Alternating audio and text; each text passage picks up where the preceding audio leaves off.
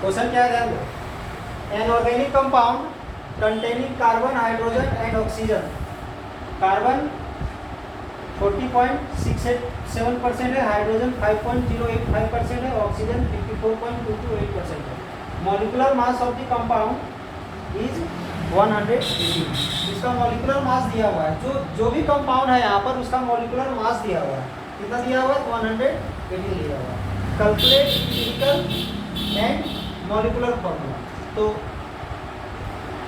जब भी हमें एम्पिरिकल फॉर्मूला निकालना हो, किसी भी कंपाउंड का एम्पिरिकल फॉर्मूला निकालना हो, परसेंटेज दिया हुआ हो, तो इस टेबल को हम लोग याद रखेंगे। सबसे पहले लिखेंगे एलिमेंट, उसके बाद परसेंटेज, उसके बाद एटॉमिक मास और relative number of moles. Relative number of moles निकालने के लिए इसको याद रखना है, परसेंटेज बाय एटॉमिक मास।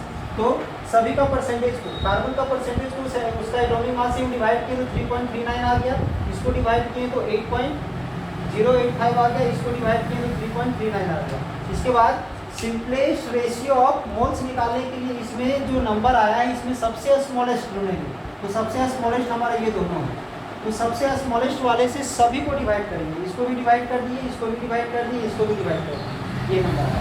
अब यहाँ पर क्वेश्चन है कि यहाँ क्या लिखा हुआ है, सिंपलेस्ट होल नंबर रेशियो। यहाँ जो भी आएगा नंबर वो होल नंबर होना चाहिए, डेसिमल में नहीं होना चाहिए। तो यहाँ पर एक पॉइंट आया है हमारा 1.5, तो 1.5 अगर कुछ ऐसा नंबर आता, यहाँ पर आता हमारा 1.97, ऐसा कुछ आता, 1.99 आता, 1.89 आया, अप्रोक्स ऐसा कुछ आता, तो इसको हम लोग अप्रोक्स क्या लिखते, तो 2 लिख देते। इसके बाद अगर यहाँ पर 1.001 आता या 2.002 आता, ऐसा आता तो इसको 1 लिखते, ये आता तो इसको हम लोग 2 लिखते, या 3.009 आता तो इसको हम लोग 3 लिखते। जहाँ नियरेस्ट जो रहेगा वो लिखेंगे। बट ये जो नंबर है हमारा, ये नियरेस्ट नहीं है, एग्जैक्टली बीचों बीच है हमारा, मिडिल पॉइंट है हमारा। तो उस कंडीशन में हम यहाँ पर कुछ ऐसा करेंगे कि तीनों को एक ऐसा सुटेबल स्मॉलेस्ट इंटीजर से मल्टीप्लाई करेंगे, जिससे मल्टीप्लाई करने से तीनों हमारा इंटीजर बन जाए, होल नंबर बन जाए। तो इसके लिए इसको हमें मल्टीप्लाई करना पड़ा यहाँ 2 से, तो 2 से मल्टीप्लाई किए तो 3 आ गया। इसके लिए इसको भी 2 से मल्टीप्लाई कर दिया, इसे भी 2 से मल्टीप्लाई कर दिया।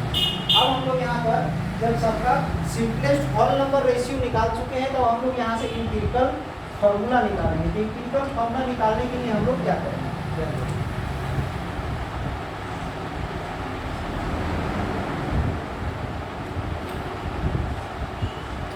एम्पिरिकल फॉर्मूला के लिए क्या करेंगे, जो एलिमेंट है हमारा कार्बन, हाइड्रोजन, ऑक्सीजन, यहाँ कार्बन लेंगे, हाइड्रोजन लेंगे और ऑक्सीजन लेंगे।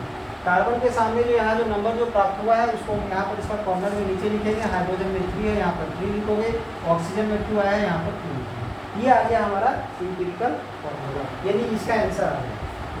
अब हम लोग क्या करना है, मॉलिक्यूलर फॉर्मूला निकालना है। तो मॉलिक्यूलर फॉर्मूला निकालने के लिए हम लोग यहाँ से इसका मास निकालेंगे। तो कैसे निकालेंगे, एम्पिरिकल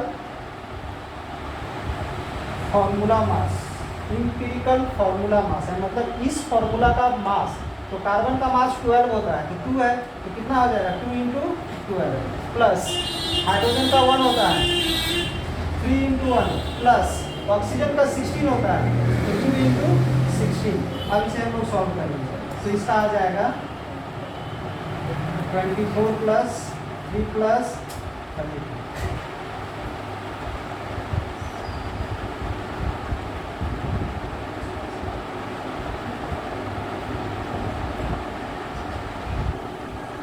ये आ गया 59।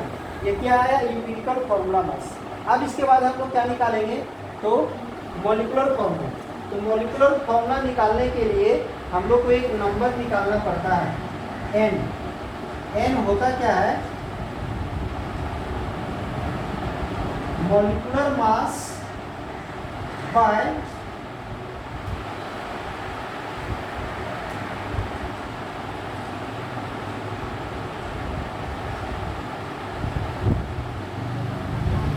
Molecular mass by empirical formula mass, दोनों को डिवाइड कर देंगे। तो मॉलिक्यूलर मास दिया हुआ है, molecular mass of the compound दिया हुआ है 118। हम यहाँ साइड में सॉल्व कर रहे हैं इसको। मॉलिक्यूलर मास दिया हुआ है 118। इसके बाद एम्पिरिकल फॉर्मूला मास आया है फाइनल, इसको सॉल्व करोगे तो आ जाएगा n का वैल्यू। अब हम लोग मॉलिक्यूलर फॉर्मूला निकालेंगे। तो मॉलिक्यूलर फॉर्मूला क्या होता है, इसको ध्यान करो।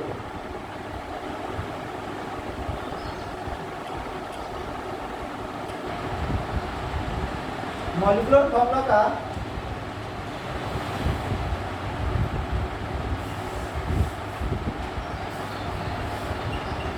मॉलिक्यूलर फॉर्मूला इक्वल टू होता है एम्पिरिकल फॉर्मूला।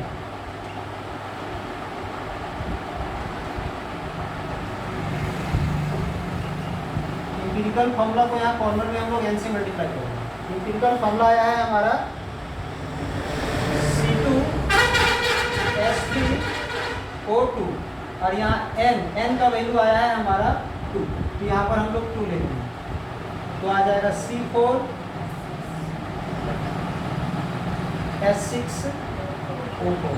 ये आ गया हमारा मॉलिक्यूलर फॉर्मूला।